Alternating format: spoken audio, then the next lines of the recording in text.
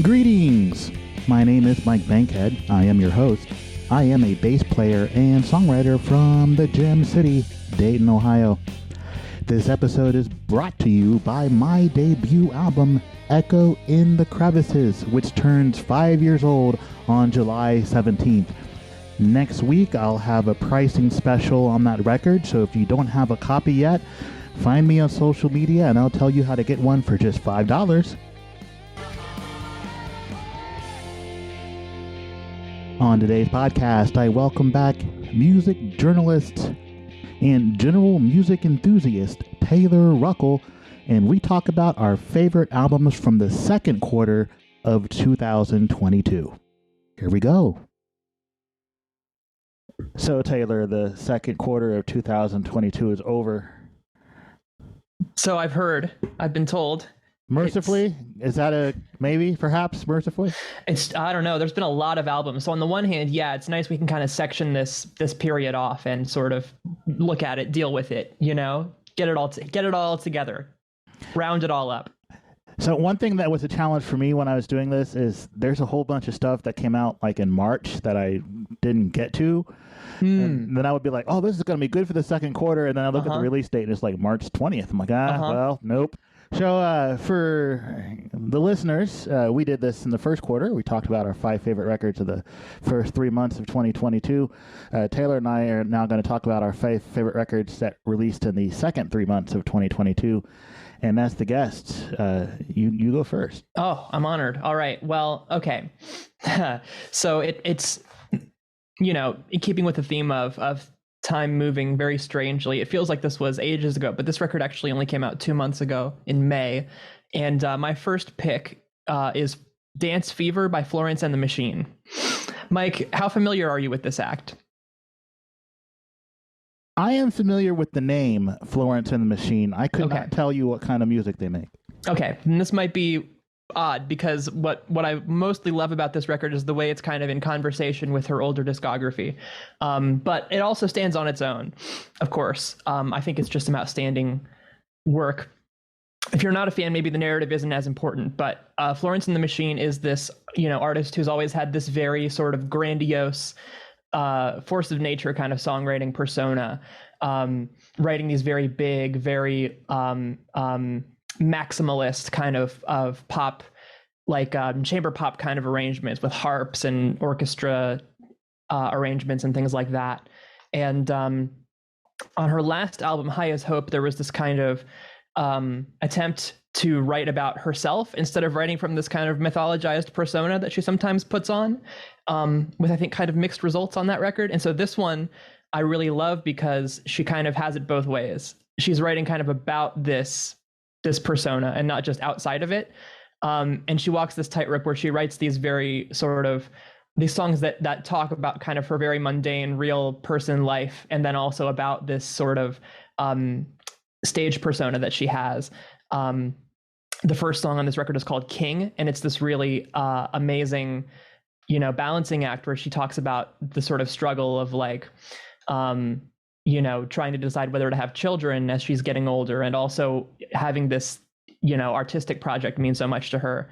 The lyrics go, I need my golden crown of sorrows, my bloody sword to swing. Again, this very like mythological kind of imagery, all in the context of this super like mundane thing she's trying to figure out.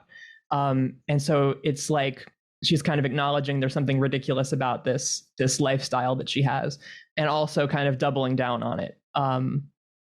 Like, you know, knowing it's an absurd way to be, but also not really knowing how to not be that way. And so to get very personal with it, it's something I relate to as a writer, having committed so much of my time and energy to something that really very few people in the scheme of things care about. And so just having her kind of ask these questions and explore her relationship to art on this record is very powerful to me. And also it's just like, again, excellent songwriting. So even if the narrative isn't something, you know, that interests you, you should hear a song like Free was one of the singles, and one of the deep cuts is called Dream Girl Evil, and it's just this outstanding piece of work. So highly recommend. So you know I'm going to listen to this because I listened to all of your recommendations. So I appreciate that. Let's say and this is also me, let's say someone is not familiar with this artist. Yeah. This is their 5th album. Yes. Is this where you would recommend your average I don't know this artist person to start, or would you send them earlier in the discography? I think it stands alone. I think her most iconic work is still her first record, or maybe her second, Lungs or Ceremonials, and those are both great records too. This one is a lot more like I guess what I would actually recommend, one of the things I would say to see if this record is your thing, on the deluxe version of this, if you can track it down on streaming, she does a cover of Search and Destroy by the Stooges as this very like kind of acoustic, not acoustic necessarily, there's all kinds of instrumentation, but acoustic guitar driven, very cool interpretation that I think sort of points to where her head's at in making this record sound wise. So those would be my 2 recommendations, is like try listening to Dog Days Are Over and then try listening to her cover of Search and Destroy and see what you think. I will do that. Of course, since I like to be informed, I did look up on the Google while you were describing the album.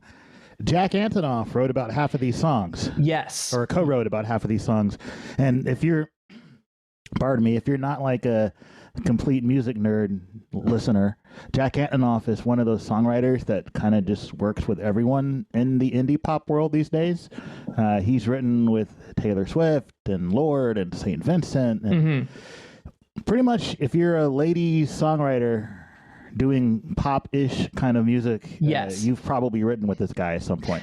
And it's funny too, because I was not super hot on the last Lorde record or the last St. Vincent record, and there's something about the combination here of Florence at her most kind of bombastic, and then Jack Antonoff being this very sort of, at least sonically when he works with these kinds of indie pop artists, very kind of organic, acoustic, down-to-earth sounding sort of things he's doing lately. The mashup of that is really, really choice.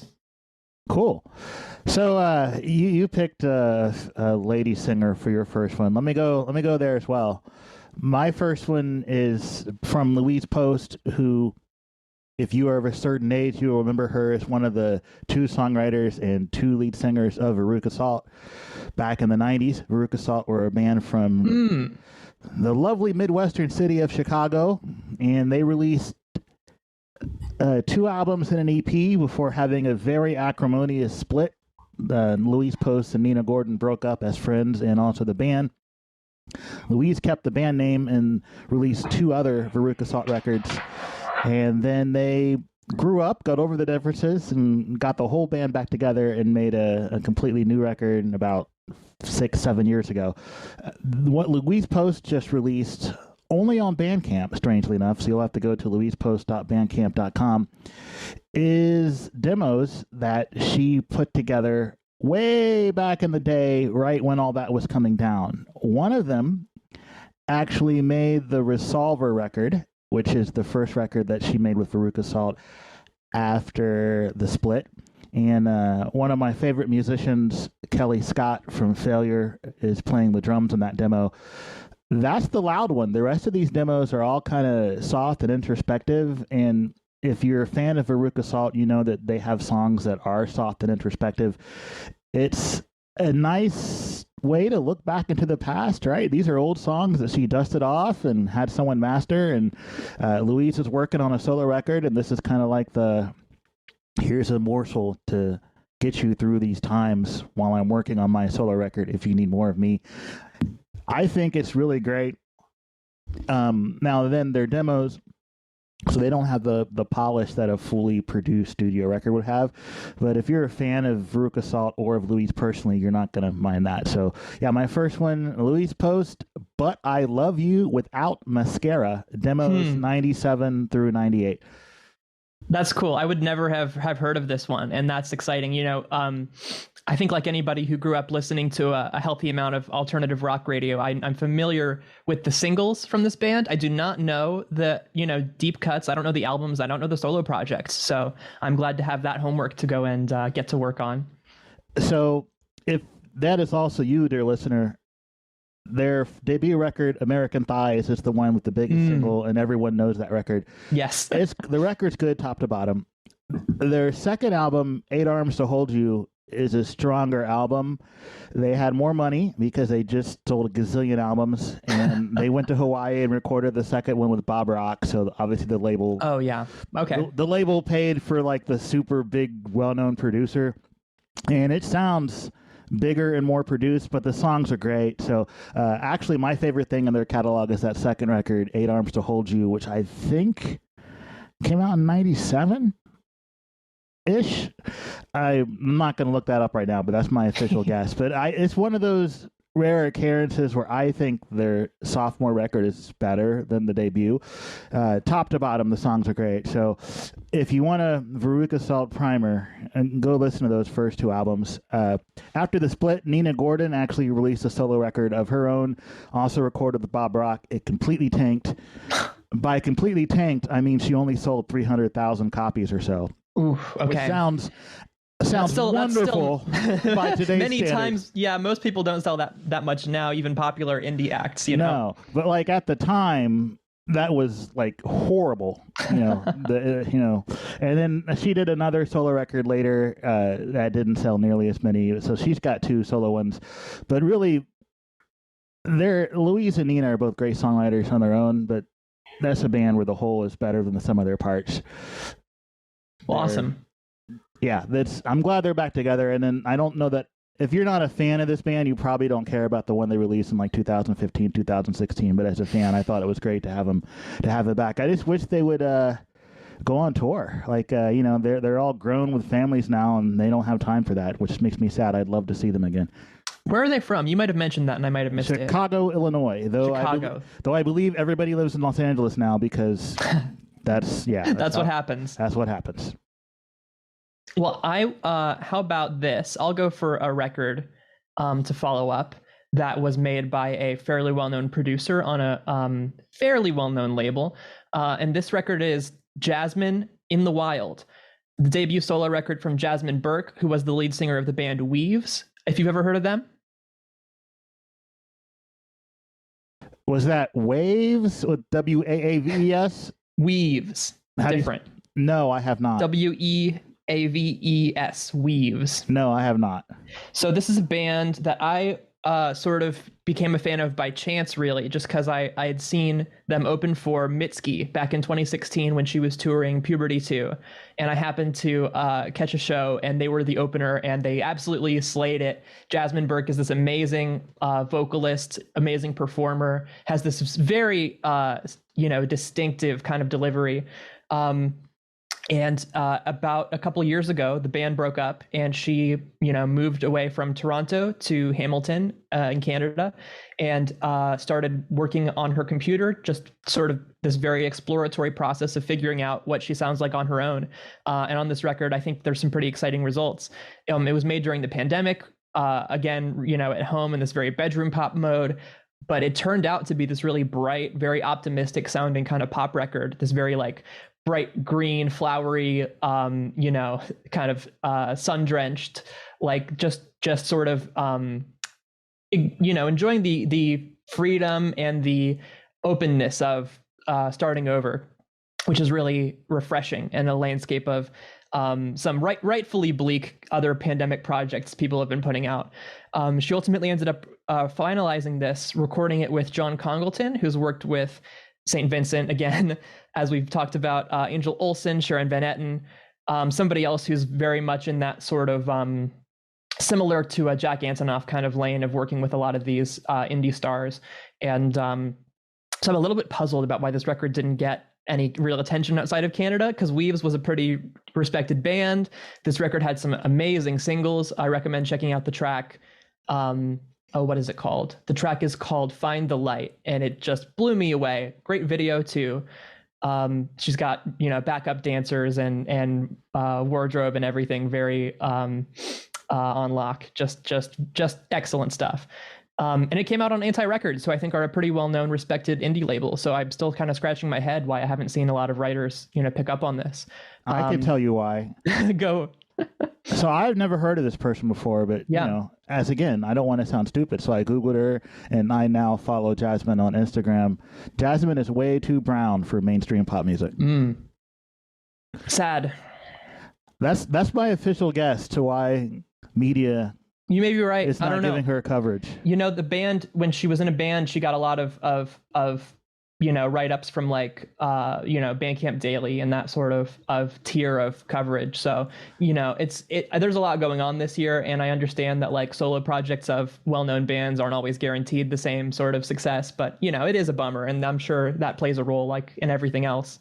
The Bandcamp Daily thing is cool because those folks over there seem to really care. Yeah. Even, I'm talking about in the before times. It remains to be seen what they're like going forward after their buyout. But right, the Epic Games fiasco. Yeah, I mean, which might work out. Who knows? But those folks over there seem to really take care to listen and investigate artists that use their platform.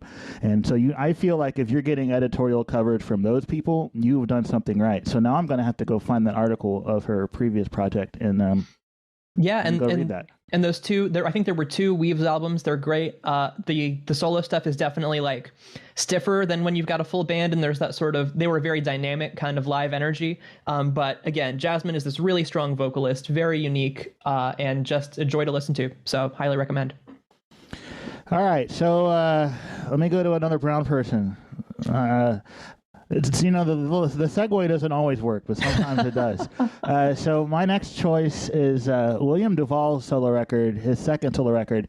It's called Live in Studio Nashville, and that's probably because it was recorded live in a studio in Nashville. So William Duvall is the gentleman who is currently the lead singer for Alice in Chains. They are another one of those 90s bands, and their singer died of a heroin overdose, as you do when you're a 90s band, apparently. So it goes. And those are big shoes to fill. Lane Staley had an iconic rock voice. I actually think that William Duvall is a better singer. Don't tell the really super hardcore Alice in Chains fans that. But he steps into that band really nicely, and if you look on YouTube for like their concerts, even when they're playing their old stuff, he does the role. But he makes his own music too when he's not doing stuff with Alice in Chains, and he put out, and this is in June, this album came out, and it's him and his band played a bunch of songs, and the story is they didn't really tinker with the recording, like straight to the board, and then not really playing with the levels, and then they put it out. It sounds fantastic for a live recording in that situation. Now I'm partial because I'm a bass player, but the bass really comes through nice and strong. His voice is great. The songs are long, so if you're into like modern pop music, a couple of these are 5 or 6 minutes, so you might have a trouble with that if you're conditioned to like 2.5 minute or 3 minute pop songs. But it's really good work. And I would kind of like to see him do another full-length studio record. Like I think there's probably more in there. And he's not the songwriter in Alice in Chains, so that's cool. That way, that's like his gig to go sing those songs. But I want to hear more out of William. So yeah, second choice, the also brown William Duvall. I'll have to check that out. I'm curious, and this might derail us, but I feel like the bass in live albums usually is a little bit more present than it is in studio recordings. Do you know why that is, or am I imagining that? It's probably because the mixers are not bass players on studio records. I think it depends on the live album. I've gotten live albums where I really can't hear it. But think about an actual live concert, right? Like being there in person. Right, you feel it. You feel it, right? Yeah. And, well, I think you should.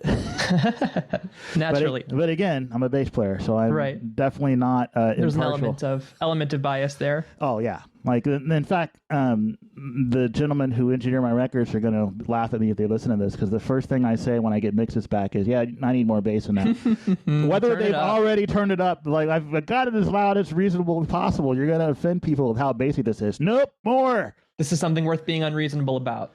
Yeah, I feel like my main engineer, Patrick, just ignores me when I ask him for more bass because he knows it's coming. So. Uh-huh.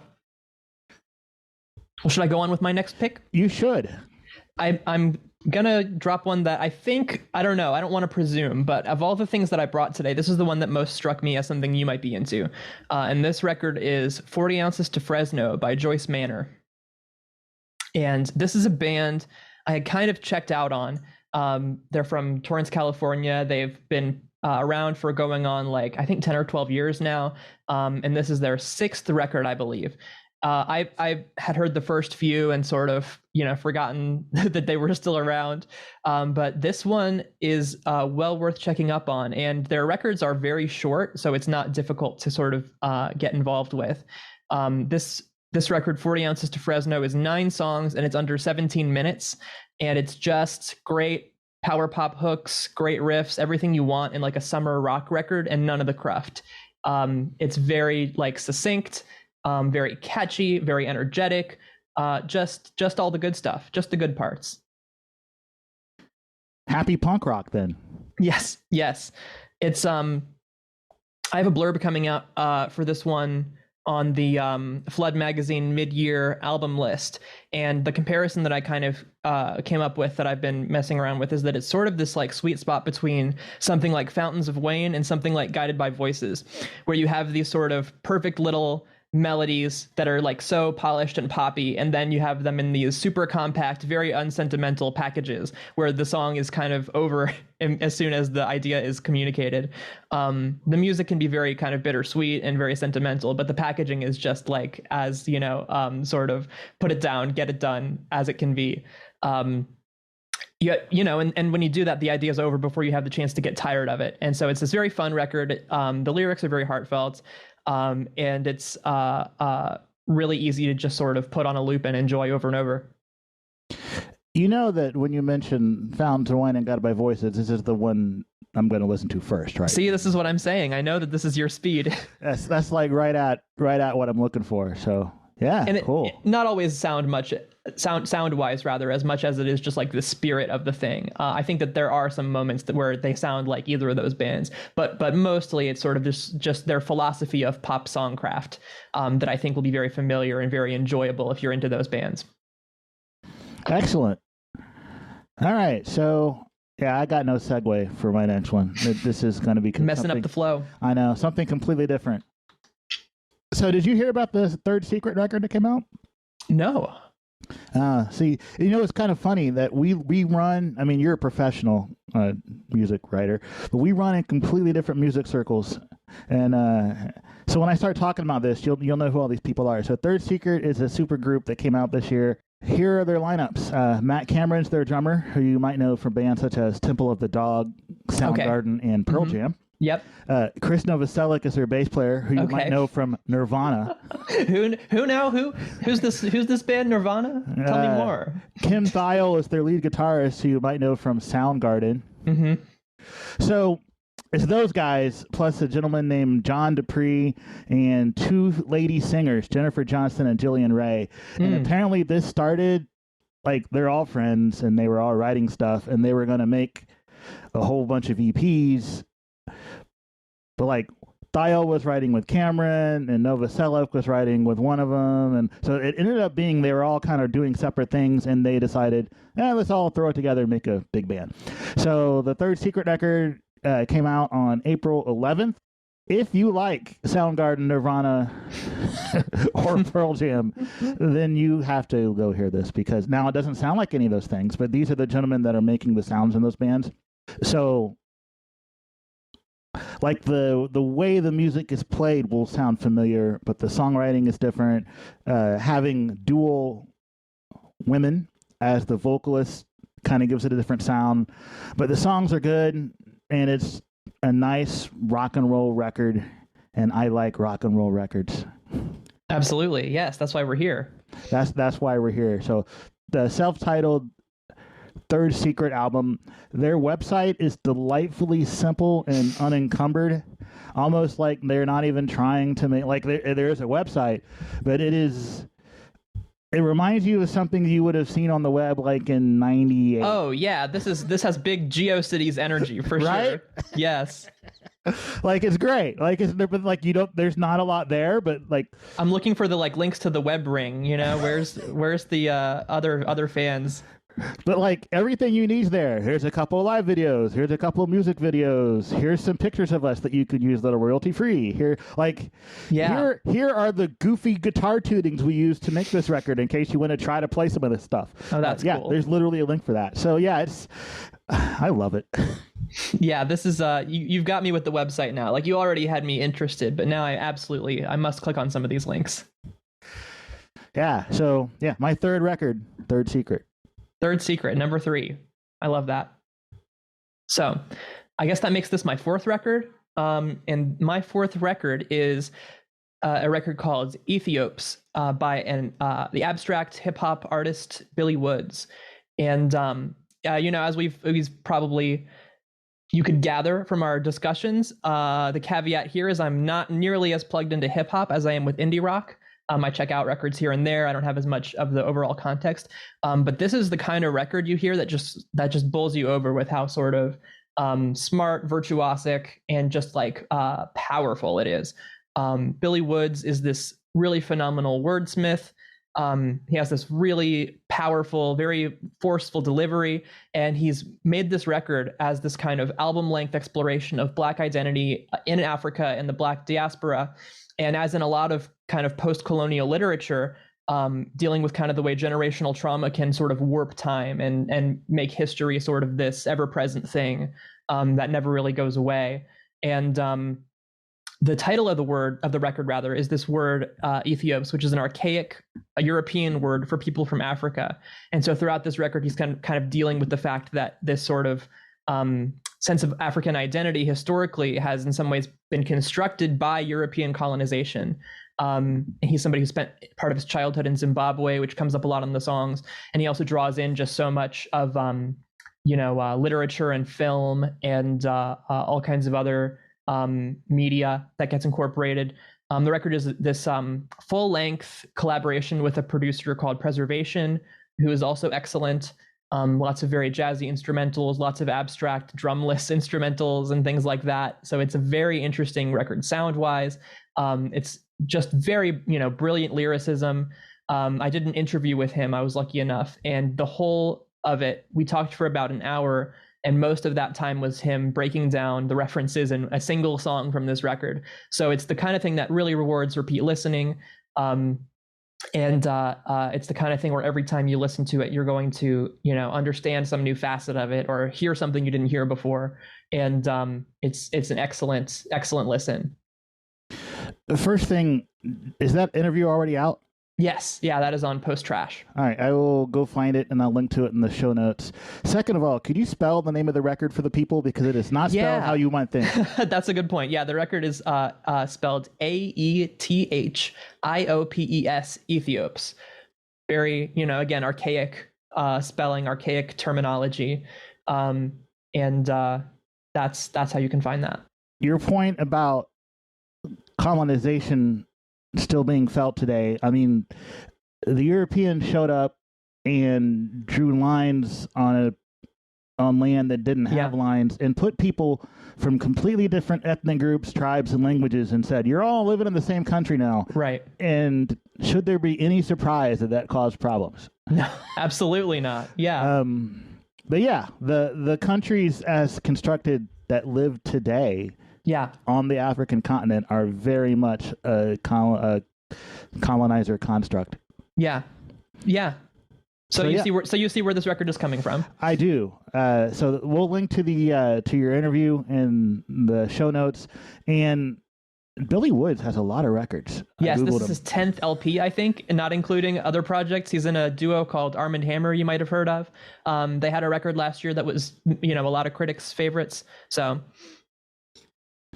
All right, I have homework. This is going to be fun. My fourth, The Smile. Ah, yes. A light for attracting attention. Yeah, so I love Radiohead. Love. And there's some generational divide there. Like, people who are my age are like really the Benz and OK Computer are two of the best records ever made. And then there's another generation who, they didn't really start listening to Radiohead till they started going electronic with the Kid A, Amnesiac, Hail of the Thief, that kind of stuff. But This is Johnny Greenwood and Tom York from Radiohead in I guess you could call it a side project. Does it sound like Radiohead? Sometimes. Sometimes it does. My favorite track on here is You Will Never Work in Television Again. It's in 5/4, which is goofy, but has a nice strong groove, and your average listener is not going to find it goofy. I also thought Open the Floodgates was really pretty.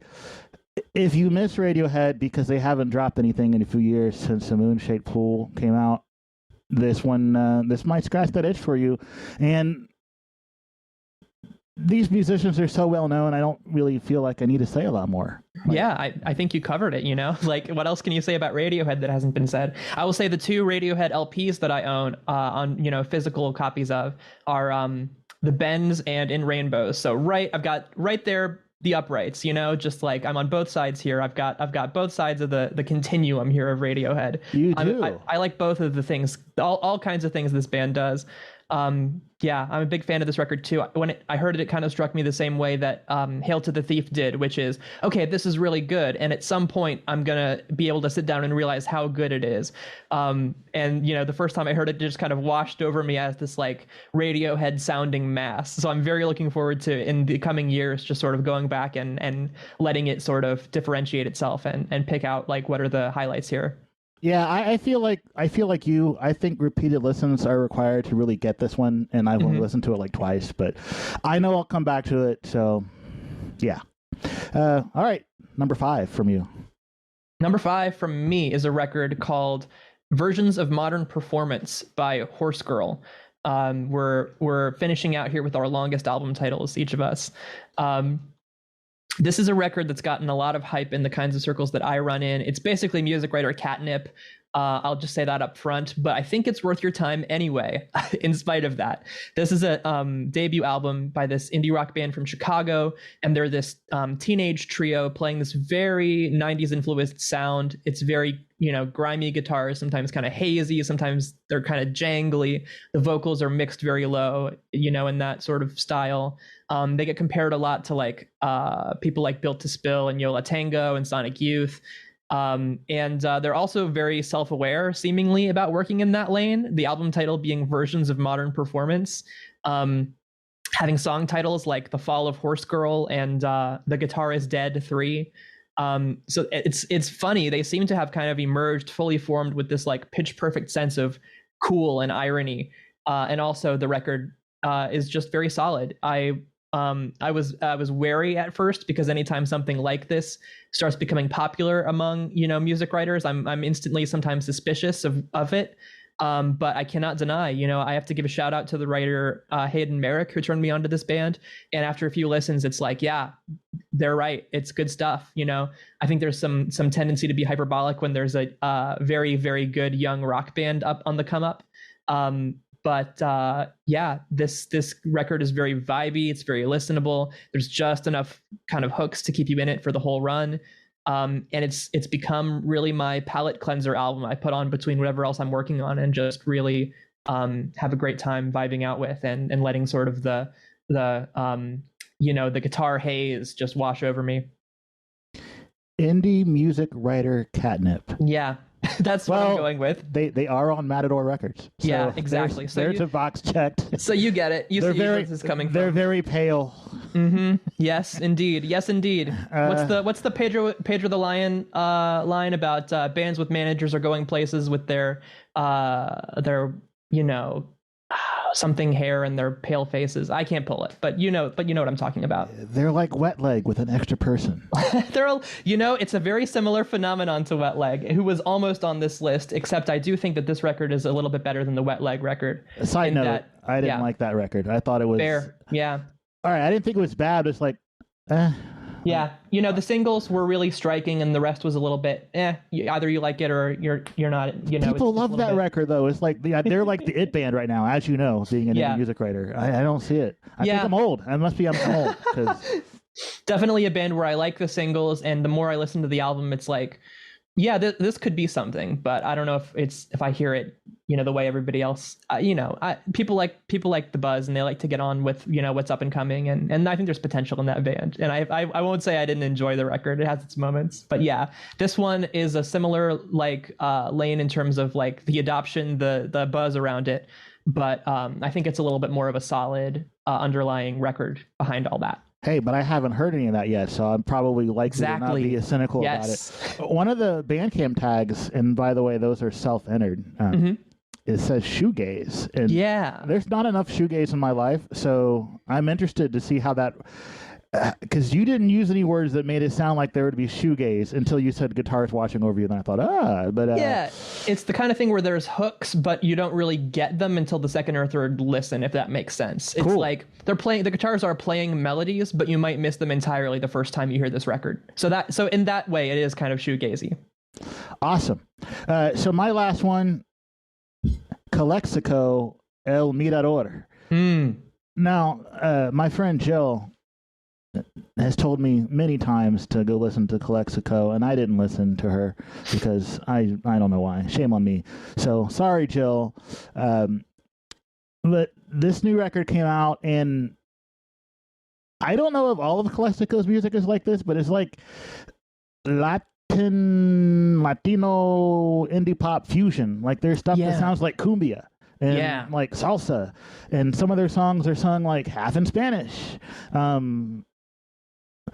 I've only listened to it twice, but I found it so intriguing, and it's a lighthearted, happy listen, which is something I don't usually do. Like that's not me.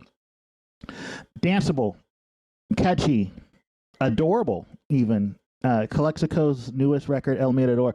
I would actually tell people, I'm going to go back and listen to them from the beginning. I don't know when, because there's a lot of music out there that I need to still listen to. But they're on my go listen to the entire discography list of artists that I need to get into. And this is a departure from what I'm normally consuming music-wise. So, yeah, that's... Are you familiar with Calexico? Yeah, they're a band that I hear about every now and then. I actually had the advance of this record, and I put it on and could, listened enough to know, oh yeah, there's something here. This is cool stuff. And it was just not one that, I was able to sort of jigsaw puzzle piece fit into my quarter. But I'm very looking forward now to going back and hearing this record in full because, all the things you're saying, that sounds like something that would be a nice, again, kind of palate cleanser for me based on other stuff that I listen to just like, throw something different in the mix and get something a little bit dancey. I'd love that. Yeah, put it on headphones while you're vacuuming or something. Love those kinds of albums. Oh, it's like, now, I mean, it's dancey in that Latin music kind of way, not in that kind of way, Sure. I loved it. I wish I had listened to this band sooner. So, Jill, you were right. And all right, thank you, Jill. We've got our 5, but I told you we'd talk about the Oceanator record because you cheated and brought it because of being an industry professional. You get these early listens. That's my bad. I feel like I blew the first quarter because I had 2 things that weren't even fully released yet, and now it's like there's so many other things I could have talked about. I just think it's cool that you got a chance to interview Elise. I think she's awesome. And I'm just like I'm a fanboy and I don't know her. I've never talked to her. I would like to someday. I just think she makes really good music. And here's what I will say about the new Oceanator record called Nothing's Ever Fine, by the way. Well, I have a couple things to say. One, absolutely she paid attention to sequencing, which is not something I'm used to out of younger artists because of the streaming music environment that we live in. And we've talked about that before. But she absolutely paid attention to sequencing because it starts off with a song called Morning. There's a song in the middle called Post Meridian, and the last track is called Evening. Like, she's telling a musical story here. The video she put out for the single Bad Brain Days is hilarious and adorable. Amazing. And the song is not necessarily happy, but if you don't actually pay attention to the words, you would like, it's cheerful. The guitar sound on this record is great. It sounds like it's being played. And I feel like people who either don't listen to a lot of music or don't pay attention to modern production are going to have no idea what I'm talking about there. But a lot of modern music, even when the guitar is being played, it feels like when they produce and mix it, they make it try to feel like it's not. And obviously, there's also a whole lot of music where it's not. They just have samples and it's out of the box. But on the Oceanator record, you can close your eyes and imagine Elise actually playing the music and the other musicians she has recruited actually playing the music. It just sounds like people in a room making rock and roll, but well recorded and balanced and clean. And the new Oceanator record, this is what I'm going to tell my producer when I go in for my next... reference tracks. Yes. For my next solo record, it's going to be... Now, I don't write the same kind of music that she does. We're kind of in the same neighborhood, but actually a lot closer. What she does is a lot closer to what I do than a whole lot of other musicians. But I'm going to tell my producer, when we are making this record, this is the bar. If we put together a song and it doesn't sound as good or better than the songs on this Oceanator record, we did not do our job and we start over. Like, nice. Like, I feel like it's so well recorded and so well mixed and balanced and produced, and it sounds so good that's the bar now. The next record I make, I need it to sound as good as her record, and if it's not, I'm not going to be happy. Well, we have her to thank for that, and her brother co-producing, and then also Bartees Strange in the room. So that's the trio to beat. We haven't talked about it. The new Bartees Strange record didn't make my top 5, but it should be on somebody's, if that makes sense. You know what I mean? It's like, it's a great record, and it's also in my like orbit of great records that I've been thinking about a lot this year. I haven't listened to it yet. I will, because and he's kind of blowing up now. I have a Bartees Strange story for you. Just we all think about how things work in our own little tiny universe. Mm-hmm. Before his last record came out, he was getting industry buzz even then, right? Yeah. And I remember reading a couple of articles about him and listening to a couple of songs. And, he's an engineer and producer there in your area, in the greater DC area. Uh-huh. And we have mutual acquaintances and friends. I've never met him, but that is pretty cool. And all right, so this is where the power of networking is going to come in. I actually reached out to him about making the EP I'm making now. I was going to make that with him. I actually reached out to him about it, and I don't know why he didn't say no. He was open to it, and I was actually thinking about, I was talking to the wife about, I'm going to have to go to Washington, D.C. We'll probably get a hotel. How many days is it going to take? Like, I was putting together plans to do it, and I don't remember exactly what the circumstances were that made me reconsider. Mm-hmm. And now he's, like, huge, and I'm like, dang it, like, I'm never going to be able to work with that guy, ever, because he's going to be so in demand, and whatever his prices were, they're going to be higher now. Oh no, yeah, that's probably so. I missed an opportunity. Now, that's not to say that I'm not happy with the guy that's making the record. No, of course, but it's funny to think about what could have been, right? Yes, and Bartees is a guy I actually would love to work with someday. Yeah, it's just like now his profile has gone up, and that's not going to be an easy thing to do. No, for sure. And Elise's brother is, I believe, tastefully named, is he not? Say again. Elise's brother, who's the engineer and drummer, right? He is. Yes. I believe he is tastefully named. Oh, is he? I think. Oh, yes. In fact, he is. You're right. See? Good catch. I thought I remembered that. I usually notice people that have tasteful names. Nightmare Machine is really, it's the opener. I'm sure I must have brought this up when we talked about it in the first quarter, but it bears repeating because that song, more than the rest of the record, which is also great, really has just stuck with me. It's such a potent, description like of anxiety and feeling like something could go wrong at any moment. To get a little personal with it, my day job is I do live closed captioning for news, and so it's the kind of thing that really like gets inside your head after a while, just like knowing all the mundane everyday things that could possibly go wrong and having seen them all play out 100 different ways, and so that song is so great at capturing just the feeling of it and just kind of the fatigue of it. So I really like, hats off to Elise. That's a incredible song and is one that is in my top songs of the year for sure. I don't want to call it because we have half the year left, but this is going to be one of my top 10 records of the entire year. Yeah, well deserved. But she's great. The record's great. And Yeah, it was the only reason it didn't make my top 5 for the second quarter is because you claimed it in our last conversation. Yeah, I know. Yeah, we already talked about it. But like when we had talked about it, I hadn't heard it yet because Right. So now we have to revisit. Yeah, so because as an industry professional, you get perks the rest of us don't get. But Speaking of me being an industry professional, if I may be so bold as to plug myself, you must plug yourself. So since the last time we talked, I am now officially in actuality, a freelance music journalist and not just aspirationally. So you can read my recent interview with the band Camp Trash in Vinyl Me Please magazine, which is online now. And yeah, be on the lookout for hopefully many more such exciting things to come. Congratulations. It's really cool that you get to do what you wanted. Like, you get to do for a living something that you enjoy, and that's... Not everybody gets to do that. Well, don't call it a living yet. Let's not get ahead of ourselves. Hey, I'm an indie musician. I know what that's like. It's a step in the right direction, and I'm very excited. And yeah, thank you for letting me, talk it up. Yeah, no problem. In fact, I'm going to try to find that, and I'm Googling it right now. So if I can find it, I can link to it in the article. Oh, that just came out on Friday. Yes, very recent. That record is also a Q3 record, so we can't talk about it. It might make my top 5. I don't know. It's very fun. It's a very good summer record. Guided by Voices' new record came out also on Friday, and first day of Q3. It's boy. Everything I've read says it's great. I just haven't gotten around to it yet. That's hang on. Let me see if I've got it. That's Tremblers and Goggles by Rank. Is that right? Perhaps. Actually, I don't know, but that sounds like a Guided by Voices record. It does, doesn't it?